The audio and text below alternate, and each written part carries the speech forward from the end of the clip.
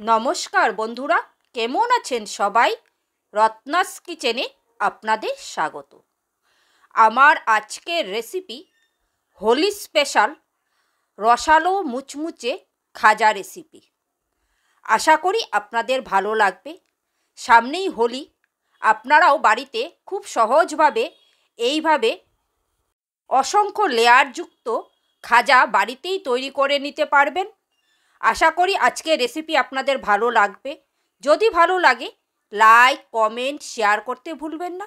আর আমার চ্যানেলটিকে সাবস্ক্রাইব করে পাশে থাকা বেল আইকনটি প্রেস করে দিবেন, তাহলে আমার নিত্য নতুন ভিডিও সবার প্রথম আপনি পেয়ে যাবেন। যারা ফেসবুক থেকে আমার ভিডিওটি দেখছেন, যদি ভালো লাগে আমার পেজটিকে ফলো করে দেবেন। তো বন্ধুরা, আজ আমি কিভাবে এই রসালো মুচমুচে খাজা তৈরি করলাম, চলুন রেসিপিটা শুরু করি। এখানে আমি একটা বোল নিয়ে নিয়েছি, আর এই বোলের মধ্যে দিয়ে দিচ্ছি আমি এই মেজারিং কাপ দিয়ে 1 বাটি ময়দা। আপনারা যে কোনো পাত্র দিয়ে মেপে ময়দাটা নিতে পারেন, কম বেশি করতে পারেন, কোনো অসুবিধা নেই।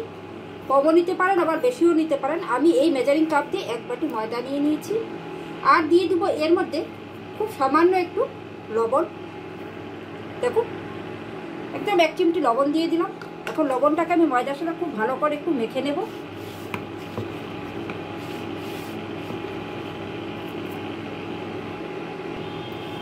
নুনটাকে আমি ময়দার সাথে খুব ভালো করে মেখে নিয়েছি।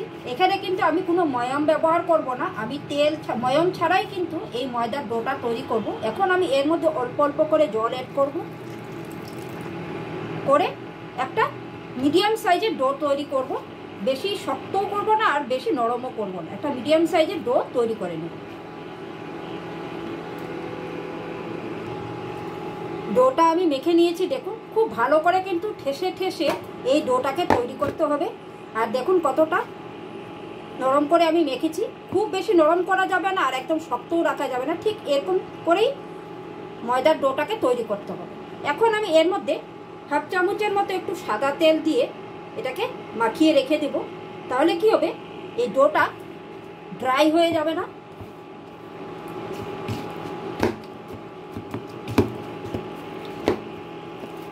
এখন এটাকে আমি একটু ঢাকা চাপা দিয়ে 5 মিনিটের জন্য এইভাবে রেস্টে রেখে দেব।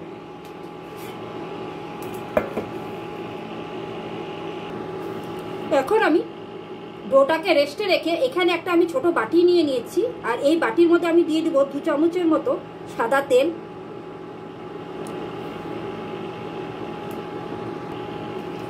এখন এই তেলের মধ্যে দিয়ে দেব আমি এই ছোট চামচের 2 চামচ কর্নফ্লাওয়ার। আপনাদের কাছে যদি কর্নফ্লাওয়ার না থাকে সেই ক্ষেত্রে আপনারা ময়দাও ব্যবহার করতে পারেন। এখন এই তেলটা আর এই কর্নফ্লাওয়ারটাকে খুব ভালো করে মিশিয়ে নেব।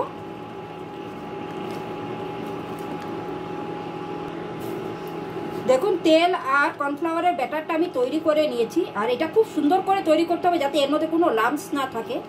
আর আপনারা যদি 2 চামচ সাদা তেল নেন, তাহলে কিন্তু 2 চামচই কর্নফ্লাওয়ার বা ময়দা নেবেন। আপনারা কিন্তু সাদা তেলের পরিবর্তে এই ব্যাটারটা ঘি আর কর্নফ্লাওয়ার দিয়েও তৈরি করতে পারেন। তো আমার এই ব্যাটারটা তৈরি হয়ে গেছে, এটাকে এখন আমি একটা সাইডে রেখে দেবো। আর ব্যাটারের কনসিস্টেন্সিটা দেখুন, ঠিক এরকম পাতলা করে কিন্তু তৈরি করতে হবে এই ব্যাটারটাকে। এদিকে হিটে একটা আমি ফ্রাই প্যান বসিয়ে দিয়েছি। এখন আমি এখানে একটা চিনির সিরাপ তৈরি করব। তার জন্য আমি দিয়ে দিচ্ছি এই মেজারিং কাপ বাটি দিয়ে 1 বাটি চিনি, আর দিয়ে দিচ্ছি ওই বাটি মেপেই 1 বাটি জল। আর এর মধ্যে দিয়ে দিচ্ছি এখন 1 চিমটে এলাচ গুঁড়ো। এখন আমি এই চিনিটাকে ভালো করে ফুটিয়ে নেব যতক্ষণ না চিনিটা ভালোভাবে গলে যাচ্ছে। চিনিটা কিন্তু খুব সুন্দর করে মেল্ট হয়ে গেছে, দেখুন।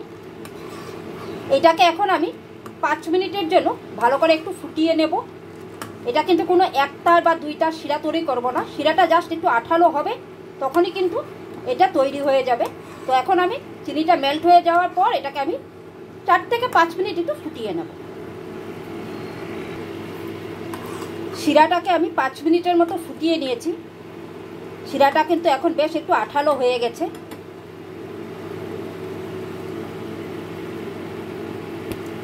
এই যখন হাতে নিয়ে যখন দেখবেন এরকম একটু আঠালো আঠালো ভাব হয়েছে, তখনই বুঝবেন যে শিরাটা হয়ে গেছে।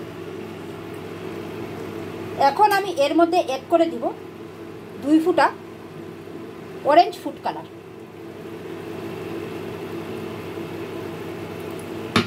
এটা কিন্তু অপশনাল, আপনারা চাইলে দিতেও পারেন আবার নাও দিতে পারেন। এটা দেখার সৌন্দর্যের জন্য আমি ব্যবহার করলাম। আপনারা যদি চান কেশরও কিন্তু ব্যবহার করতে পারেন এর মধ্যে। তো এখন আমি হিটটাকে বন্ধ করে দেব আর এটাকে একটা সাইড করে রেখে দেব। এটা ঠান্ডা হলে কিন্তু শিরাটা আরেকটু ঘন হয়ে যাবে। ময়দাটাকে 5 মিনিট রেস্টে রাখা হয়ে গেছে। এখন আমি এটাকে আরও একবার ভালো করে একটু ঠেসে নেব।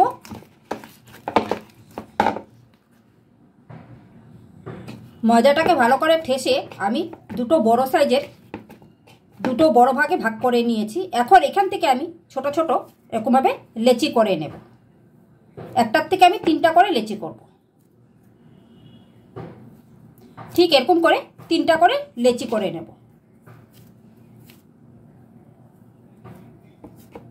এখানে আমার 1 বাটি ময়দাতে 6টা লেচি হয়েছে। এখন আমি একটু চাটুর মধ্যে ময়দা ছড়িয়ে নিয়েছি আর এখন আমি একটা করে লেচি নিয়ে পাতলা করে রুটির আকারে বেলে নেব।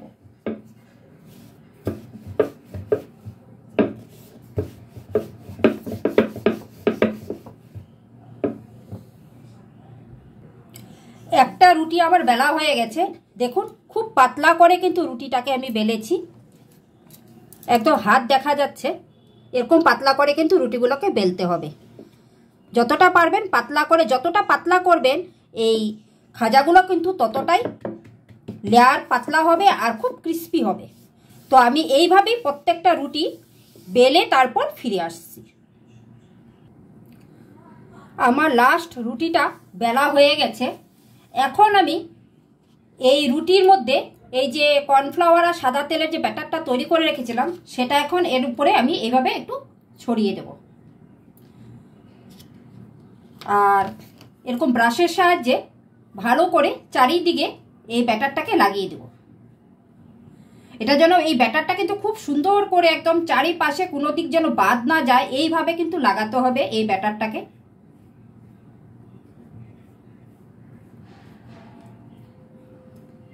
দেখুন আমি খুব সুন্দর করে কিন্তু ব্যাটারটা লাগিয়ে দিয়েছি চারিপাশে। এখন আমি উপর থেকে আবারও একটু এভাবে ময়দা ছড়িয়ে দিব।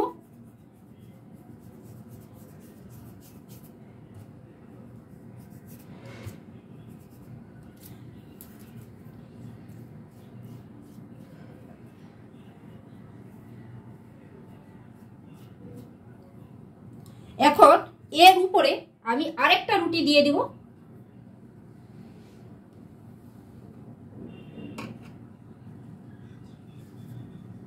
এইভাবে টেনে টেনে সব সাইডগুলোকে সুন্দর করে লাগিয়ে দিতে হবে। এইভাবে একটু টেনে টেনে করে দেবেন, তাহলে সব দিকটা সমানভাবে রুটিটা গায়ে লেগে যাবে। এখন আমি এর উপরেও কিন্তু এইভাবে ব্যাটারটা দিয়ে দেব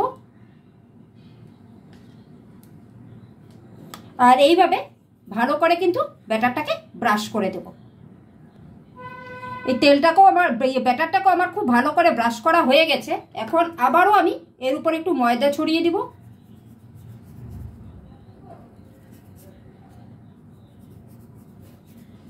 আর এর উপরে দিয়ে দিব আবারও একটা রুটি।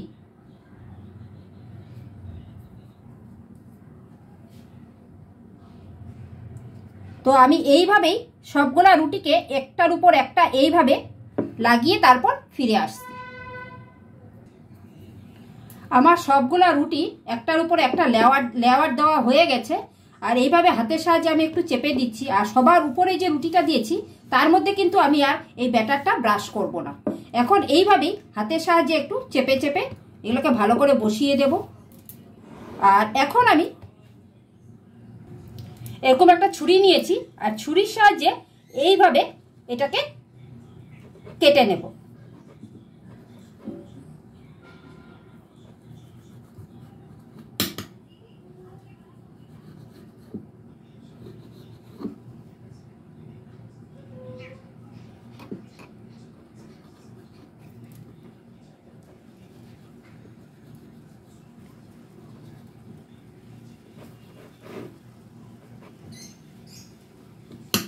দেখুন এইভাবেই আমি যেরকম আমরা নিমকি কাটার সময় এরকম লম্বা লম্বা করে কেটে নিই, ঠিক এরকম করে কিন্তু কেটে নেব।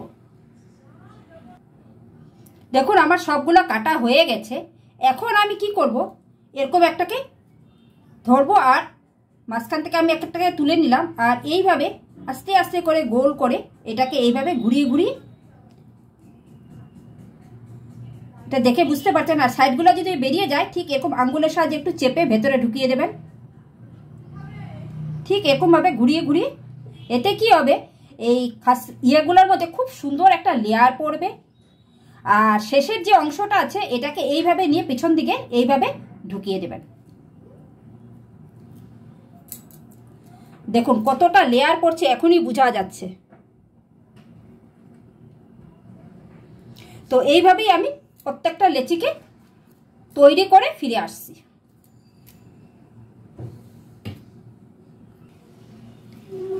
সবগুলো লেচি আমার তৈরি হয়ে গেছে দেখুন। এখন এগুলোকে আমি আবারও বেলে নেব। এখন একটা করে লেচি নেব আর এইভাবে হালকা করে একটু প্রেস করে দেব। প্রেস করে দিয়ে খুব হালকা হাতে কিন্তু এটাকে বেলতে হবে, বেশি জোরে জোরে এটাকে প্রেস করে বেলা যাবে না, তাহলে কিন্তু লেয়ারগুলো নষ্ট হয়ে যাবে। খুব হালকা হাতে এইভাবে এটাকে বেলে নেব।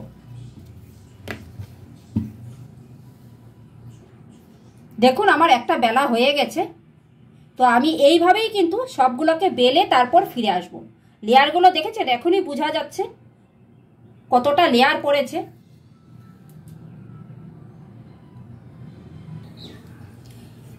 এদিকে আমি হিটে একটা কড়াই বসিয়ে তার মধ্যে আমি পরিমাণ মতো সাদা তেল দিয়ে দিয়েছি এই খাজাগুলো ভাজার জন্য।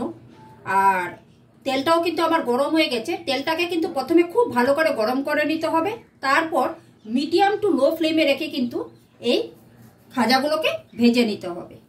তো এখন আমি একটা একটা করে খাজা ভেজে নেব। আমার কড়াইটা অল্প ছোট, তাই আমি একটা একটা করে ভাজছি। আপনারা যদি বড় কড়াই নেন তাহলে একটু পরিমাণ মতো বেশি করে তেল দিয়ে দুটো তিনটেও একসাথে ভাজতে পারবেন। আর তেলটা খাজাটা দেওয়ার পর এইভাবে তেলটাকে কিন্তু উপর দিক দিয়ে খুব ভালো করে এইভাবে ছড়িয়ে দিতে হবে, তাহলে কি হবে, লেয়ারগুলো খুব সুন্দর করে কিন্তু খুলে যাবে। দেখুন লেয়ারগুলো কিন্তু খুলতে শুরু করে দিয়েছে। প্রত্যেকটা লেয়ার কিন্তু এইভাবে তেলটা যদি একটু ছড়িয়ে দেন তাহলে কিন্তু লেয়ারগুলো আস্তে আস্তে সব খুলতে শুরু করে দিবে। দেখুন কি সুন্দর লেয়ারগুলো খুলতে শুরু করে দিয়েছে। এখন আমি এটাকে একটু উল্টে দেব। আর ভাজার সময় কিন্তু হিটটাকে মিডিয়াম টু লো ফ্লেমে রেখে ভাজবেন, একদম হাই ফ্লেমে ভাজবেন না, তাহলে কিন্তু এই খাজাগুলো কিন্তু মানে ক্রিস্পি হবে না।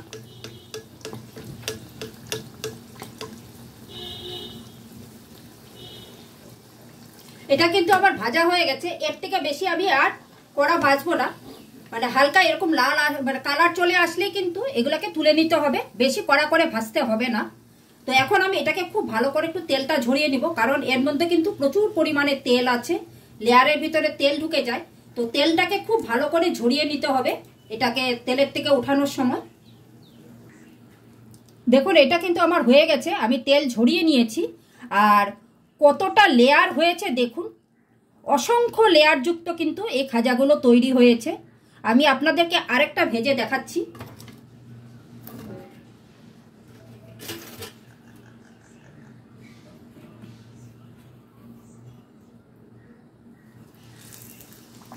তেলে দেওয়ার পরেই এইভাবে তেলটাকে হাতাটা দিয়ে কিন্তু এইভাবে তেলটাকে উপরে এইভাবে ছড়িয়ে দিতে হবে, তাহলেই কিন্তু লেয়ারগুলো খুব সুন্দর খুলতে শুরু করে দিবে।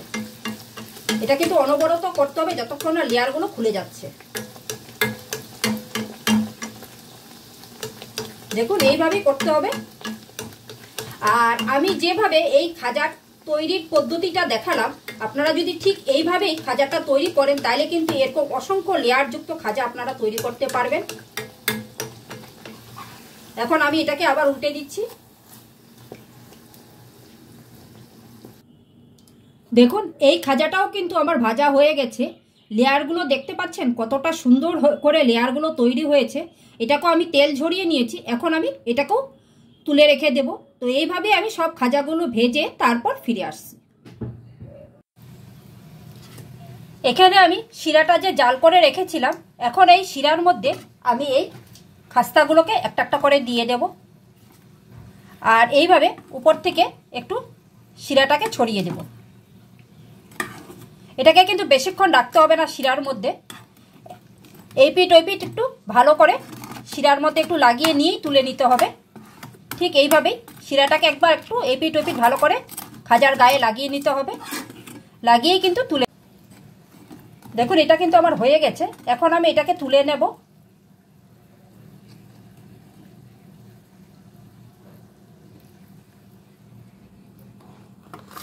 তো এইভাবেই কিন্তু আমি সবগুলো খাজাকেই শিরার মধ্যে এই পিঠ ওই পিঠ করে ভালো করে শিরাটা লাগিয়ে তারপর ফিরে আসছি। খাজাগুলোকে আমি চিনির রস থেকে তুলে একটা সার্ভিং প্লেটে রেখেছি। দেখুন কতটা সুন্দর হয়েছে এই খাজাগুলো দেখতে। আশা করি আজকের রেসিপি আপনাদের ভালো লাগবে। যদি ভালো লাগে একটা লাইক আর কমেন্ট করতে ভুলবেন না, আর শেয়ার করে দেবেন। এখন আমি উপর থেকে কিছুটা কাজু বাদাম কুচি ছড়িয়ে দিচ্ছি। এটা দেখতে ভালো লাগবে তাই দিচ্ছি। তো আপনারাও বাড়িতে হোলিতে এইভাবে খাজা তৈরি করে খাবেন। আশা করি আপনাদের ভালো লাগবে। আমি একটা খাজা আপনাদেরকে ভেঙে দেখাচ্ছি। এখানে আমি মানে অরিজিনাল সাউন্ডটা দিতে পারিনি নয়েজের জন্য, তাই আমি ভয়েস দিচ্ছি। খুবই মুচমুচে আর রসালো হয়েছে এই খাজাগুলো। তো আজকের এই ভিডিওটা আমি এখানেই শেষ করছি। আপনারা সকলেই সুস্থ থাকবেন, ভালো থাকবেন। আবার একটা নতুন ভিডিও নিয়ে আপনাদের সাথে আমার দেখা হবে। Thank you.